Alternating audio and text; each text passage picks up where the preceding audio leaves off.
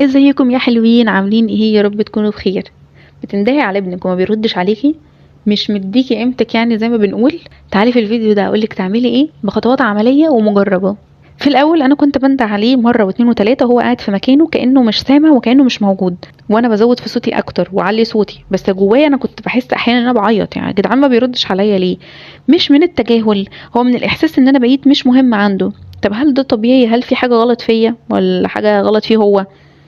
النهارده انا هحكي لك كل اللي عرفته من دكاتره ومن تجربتي كأم، ومن اوقات انا بكيت فيها في اوقات هو ما كانش بيرد عليا فيها. طيب الاول نشوف هل هي مشكله سمع ولا لا.